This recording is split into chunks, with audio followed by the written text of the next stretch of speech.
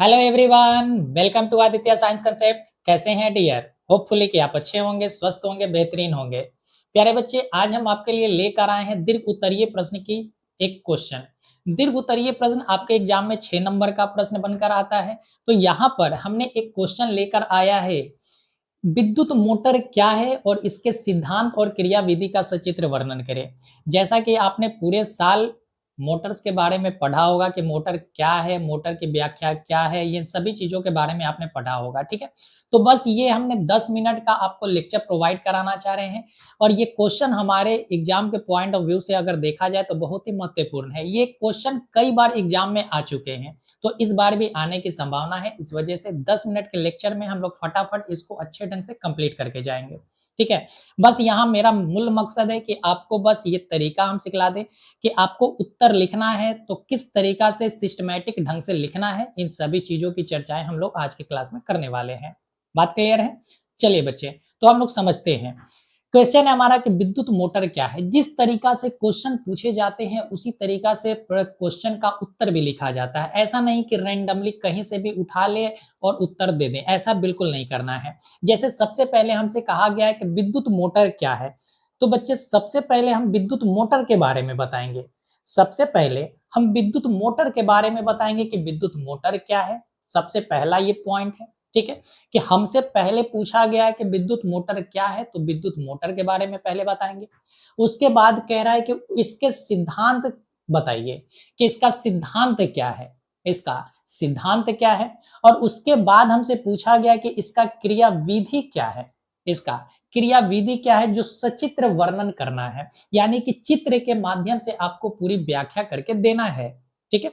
आइए, तो सबसे पहले हम समझेंगे कि विद्युत मोटर क्या है। आप देखें, स्क्रीनशॉट भी आप लास्ट में ले लेंगे। विद्युत मोटर एक ऐसी युक्ति है, विद्युत मोटर एक ऐसी युक्ति है जो विद्युत ऊर्जा को यांत्रिक ऊर्जा में, विद्युत ऊर्जा को किस ऊर्जा में? तो आप कहेंगे कि विद्युत ऊर्जा को बच्चा यांत्रिक ऊर्जा में परिवर्तित करता है। किसमें परिवर्तित करता है? तो सर, विद्युत ऊर्जा को यांत्रिक ऊर्जा में परिवर्तित कर देता है। इसका उपयोग इसका उपयोग हम अपने दैनिक जीवन में, यानी कि ये जो मोटर है बच्चे, आप देखेंगे कि हर जगह इसका इस्तेमाल हम करते हैं, ठीक है? जो भी इलेक्ट्रॉनिक सामान होता है, जिस जो घूमने वाले इलेक्ट्रॉनिक सामान होते हैं, जैसे पंखा हो गया, आपके घर में मिक्सचर मशीन होंगे, मसाला पीसने वाले, आपने देखा होगा कि आपने छोटे-छोटे मोटर आपने देखा होगा। टॉय जो होते हैं घूमने वाले, उसमें भी मोटर लगे होते हैं।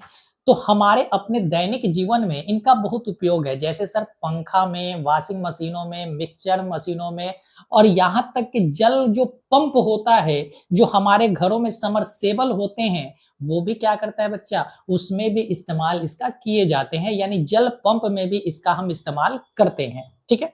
बात क्लियर है? तो सबसे पहले आपको पहला पॉइंट देना क्या है कि आपको विद्युत मोटर क्या है, इसके बारे में बताना है, ठीक है? कम शब्दों में और सटीक जवाब के साथ आपको देना है कि विद्युत मोटर एक ऐसी युक्ति है जो विद्युत ऊर्जा को यांत्रिक ऊर्जा में परिवर्तित करता है। अब यहाँ पर ये भी लिख सकते हैं कि ये क्या है, एक रोटेशनल काइनेटिक एनर्जी में परिवर्तित कर देता है, ठीक है? यानी कि घूर्णन गति में परिवर्तित कर देता है, ये भी आप लिख सकते हैं। और इसका उपयोग हम अपने दैनिक जीवन में पंखों, वॉशिंग मशीनों, मिक्सचर मशीनों और जल पंप आदि जैसे उपकरणों में करते हैं, ठीक है? अब हमने तो विद्युत मोटर के बारे में बता दिया। अब कहता है कि इसके सिद्धांत क्या हैं? तो सबसे पहले आप लिखेंगे कि इसके सिद्धांत क्या हैं, ठीक है? सबसे पहले आपको लिखना है इसके सिद्धांत, ठीक है?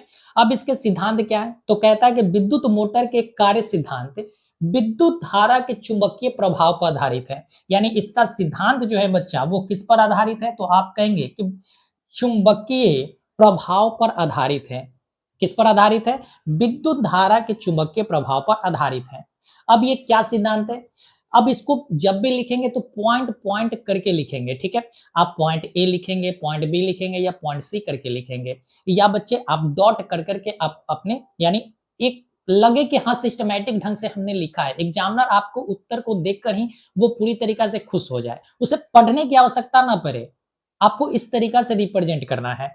तो यहाँ कह रहा है कि जब किसी धारावाही आयताकार कुंडली को, जब किसी धारावाही आयताकार कुंडली को चुंबकीय क्षेत्र में रखा जाता है तो उस पर एक यांत्रिक बल कार्य करता है।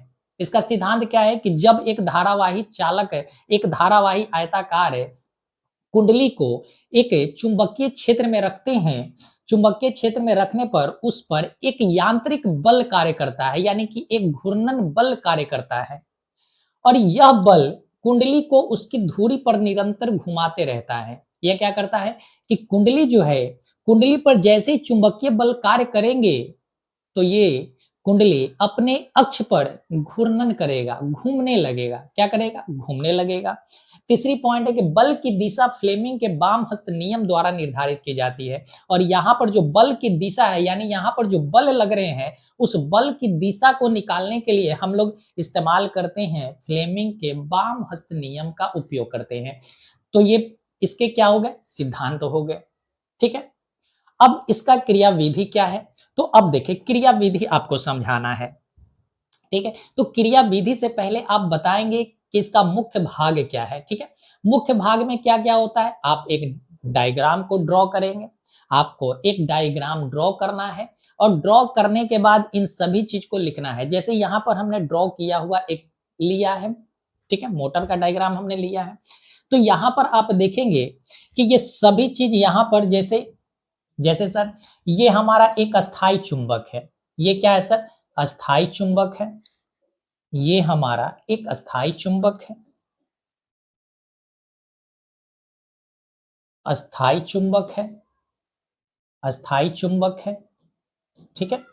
इसी तरीका से आप इसको कहेंगे कि ये एक क्या है? क्वाइल है, कुंडली है। ठीक है। ये क्या है बच्चा? तो आप कहेंगे कुंडली है। ठीक है। इसी तरीका से यहां पर आप देखेंगे कि इस तरीका से कुछ है, तो ये हमारा क्या है? तो आप कहेंगे कि ये स्प्लिटरिंग है, यानी कि हमारा जो दिक् परिवर्तक होता है या विभक्त वलय, इसको हम कहते हैं विभक्त वलय। विभक्त वलय होता है, तो विभक्त वलय है। इसी तरीका से यहाँ पर छोटे से देखेंगे तो ये हमारा होता है कार्बन ब्रश। ये क्या होता है? कार्बन ब्रश होता है, तो कार्बन ब्रुश लिखेंगे, कार्बन ब्रुश लिखेंगे।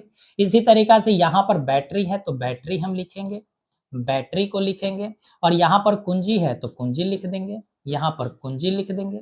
ठीक है, ये सभी चीजों को आपको मेंशन कर देना है, ये सभी चीजों को आपको मेंशन कर देना है।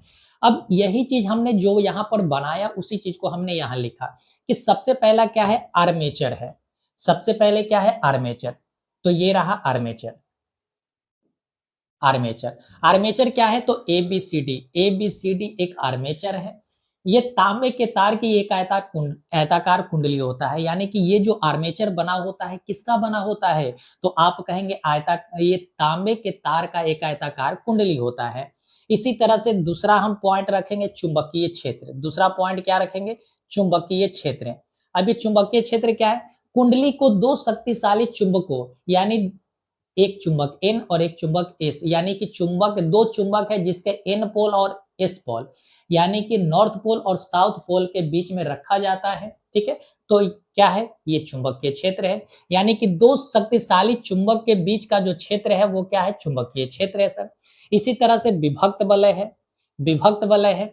विभक्त वलय क्या है? तो यह एक पित्तल का वलय होता है। ये विभक्त वलय क्या होता है? तो एक पित्तल का वलय होता है जो दो भागों ई और एफ में बटा होता है। आप देखेंगे कि एक वलय इधर है तो एक वलय उधर है। ठीक है, दो भागों में बटे हुए हैं और धारा की दिशा बदलने का कार्य करता है, यानी विभक्त वलय का क्या है सर? धारा की दिशा बदलने का कार्य है।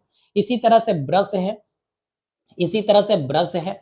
ब्रश क्या है बच्चे? तो कार्बन के बने दो स्थिर ब्रश जो विभक्त वलयों को स्पर्श करते हैं और कुंडली में धारा भेजते हैं। और क्या करते हैं? कुंडली में धारा को भेजते हैं। तो इस तरीका से हमारा मुख्य भाग हो गया। ठीक है, आप मुख्य भाग में ये भी लिख सकते हैं कि दो अस्थायी चुंबक है। ठीक है, दो अस्थायी चुंबक है, यानी जो जो आपको पॉइंट लिखना है आप बिल्कुल लिख सकते हैं श्योर होकर। चलिए सर, अब आते हैं इसके क्रिया विधि पर। अब इसका क्रिया विधि को भी लिखेंगे तो सर पॉइंट करके लिखेंगे। ठीक है, एक धड़ल्ले ना लिखकर बेहतर होगा कि आप किसी पॉइंट के माध्यम से समझाने का प्रयास करेंगे। जैसे पहला क्रिया विधि क्या है? कहता है कि जब ब्रशों के माध्यम से कुंडली एबीसीडी में विद्युत धारा प्रवाहित की जाती है तो धारा भुजा एबी में ए से बी की ओर तथा तथा भुजा सीडी में सी से डी की ओर बहती है। क्या कह रहा है कि जब हम इस ब्रश से विद्युत धारा गुजारते हैं तो कुंडली एबीसीडी में विद्युत धारा गुजरने लग जाता है। तो विद्युत धारा गुजरता है तो विद्युत धारा ए से बी गया और सी से डी आया है, यानी ए से बी की ओर गया और सी से डी की ओर आया है, ये कह रहा है पहली पॉइंट। सेकंड पॉइंट है कि फ्लेमिंग के बाम हस्त नियम के अनुसार, फ्लेमिंग के बाम हस्त नियम के अनुसार भुजा ए बी पर एक नीचे की ओर, भुजा ए बी, ये वाली भुजा ए बी है, ये भुजा ए बी है, ठीक है, ये भुजा जो है ये ए बी है। तो ए बी भुजा पर कह रहा है कि नीचे की ओर बल कार्य कर रहा है, तथा उसी समय सी डी पर एक ऊपर की ओर बल कर रहा है, यानी कि यहां पर नीचे की ओर बल कार्य कर रहा है और सी डी पर बच्चा ऊपर की ओर बल कार्य कर रहा है। क्या कर रहा है? जैसे अगर हम आपसे कहें, जैसे हम आपसे कहें कि यहां पर देखें, यहां पर अगर यहां पर नीचे की ओर बल कार्य कर रहा है और नीचे से ऊपर की ओर बल कार्य कर रहा है, तो नीचे से ऐसे क्या होगा, ऐसे रोटेट कर जाएगा, ऐसे क्या होगा, रोटेट कर जाएगा, ठीक है। तो यहां पर अगर देखें तो कह रहा है कि फ्लेमिंग के बाम हस्त नियम के अनुसार भुजा ए बी पर एक नीचे की ओर तथा उसी समय सी डी पर एक ऊपर की ओर समान मान का बल कार्य करता है, यानी दोनों बल क्या होते हैं सर, इक्वल होते हैं। ये दोनों बल मिलकर कुंडली को वामावर्त दिशा में घुमाता है। वामावर्त का आने का मतलब, यानी यहाँ फ्लेमिंग का हम रूल लगा रहे हैं, फ्लेमिंग का रूल लगा रहे हैं। तो देखो बच्चा, होता क्या है, फ्लेमिंग के रूल की अगर हम बात करें तो आपको पता है कि जो चुंबक है नॉर्थ पोल से कहाँ जाएगा, साउथ पोल, यानी यहाँ चुंबकीय क्षेत्र क्या है, नॉर्थ पोल से साउथ पोल है। आप देखेंगे धारा की दिशा किधर है, धारा की दिशा ऊपर की ओर है। तो हमें क्या करना होगा, इस तरीका से आप लगाएंगे, इस तरीका से जब आप लगाएंगे तो ये हमारा चुंबकीय क्षेत्र की दिशा, ये हमारा धारा की दिशा। तो ये देखेंगे ये क्या है, ये सर बल की दिशा है, ये क्या है, बल की दिशा। तो बल किधर कार्य कर रहा है, नीचे कार्य कर रहा है। कहाँ कार्य कर रहा है, नीचे। इसी तरीका से अगर यहां पर देखें, सीडी वाली भुजा पर देखेंगे तो सीडी वाली भुजा पर क्या है, तो आप देखेंगे कि सर धारा की दिशा नीचे है, चुंबकीय क्षेत्र की दिशा नॉर्थ से साउथ है। तो आप देखेंगे कि ये बल की दिशा बच्चे बाहर की ओर है, बाहर कहने का मतलब कि ऊपर की ओर है। किसके, कैसे है, ऊपर की ओर है। बात क्लियर है? तो यही पॉइंट यहां पर आपको लिखा गया है। चल आगे बढ़ते हैं। अब तीसरी पॉइंट कहता है कि जब कुंडली आधा चक्कर पूरा कर लेती है, जब कुंडली आधा चक्कर पूरा कर लेती है तो आधे घूर्णन के बाद विभक्त वलय वृषों के संपर्क को बदल देते हैं, जिससे कुंडली में धारा की दिशा उलट जाती है, जिससे धारा की दिशा उलट जाती है और धारा डीसीबीए की ओर बहती है। यानी पहले शुरुआत में जो धारा था वो ए बी सी डी जा रहा था, लेकिन जैसे ही विभक्त वलय ने ब्रशों के संपर्क को बदल दिया तो धारा की दिशा भी बदल गई और धारा की दिशा बदलकर क्या हो गया, डी सी बी ए हो गया, यानी डी से सी और सी से फिर बी और बी से ए हो गया। इसी तरह से चौथी पॉइंट आपको लिखना है कि धारा की दिशा बदलने के कारण भुजाओं पर लगने वाले बल की दिशा भी बदल जाती है, यानी कि जैसे ही धारा की दिशा बदलेगी तो सर बल का भी दिशा बदल जाएगा। जैसे सर, जैसे आपने यहां देखा कि सीडी पर जो बल लग रहा था ऊपर की ओर बल लग रहा था, ठीक है। तो जैसे ही ये सीडी आ जाएगा इधर, जैसे ही सीडी घूमकर इधर आ जाएगा ए बी वाले स्थान पर, तो ये धारा की दिशा क्या हो जाएगी, अब जो होगी धारा की दिशा बदल जाएगी, यानी पहले ऐसे आ रहे थे तो अब ऐसे जाएंगे और ऐसे जाएंगे तो बल की दिशा नीचे कार्य करेगा, बल की दिशा नीचे कार्य करेगा, ठीक है। जिससे कुंडली लगातार एक ही दिशा में घूमती रहती है, जिससे कुंडली एक ही दिशा में घूमती रहती है और इस प्रकार विद्युत विद्युत मोटर विद्युत ऊर्जा का उपयोग करके यांत्रिक कार्यों को संपन्न करती हैं। और इस तरीका से जो विद्युत मोटर होता है वो विद्युत ऊर्जा का उपयोग करके विद्युत ऊर्जा का यांत्रिक ऊर्जा में संपन्न करती है, अपने कार्यों को संपादित करती है। बात क्लियर है?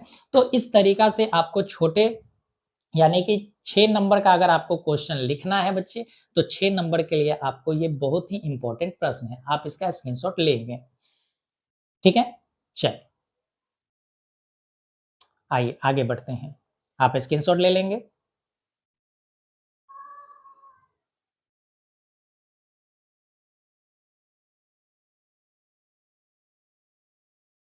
चलिए बच्चे, उम्मीद करते हैं कि आप स्क्रीनशॉट ले लिए होंगे। तो इसी तरीक़ा से आप पॉइंट बाय पॉइंट करते हुए आप लिखेंगे आंसर को, आंसर बेहतरीन लगेगा देखने में, एग्ज़ामिनर देखकर ही दिल खुश हो जाएगा, उसका नंबर आपको पूरा-पूरा देने का प्रयास करेगा। बात क्लियर है? तो चलिए इसी तरीक़ा से छोटे-छोटे लेक्चर हम आपको देते हैं, जो भी आपको लगेगा कि एग्ज़ाम में पूछे जाने वाले प्रश्न होंगे, तो उन प्रश्नों को हम बस 10-10 मिनट के लेक्चर में आपको कंपाइल करके देने का प्रयास करेंगे। ठीक है? तो चलिए बच्चे आप इसकी प्रैक्टिस अवश्य करेंगे। चलिए फिर मिलते हैं।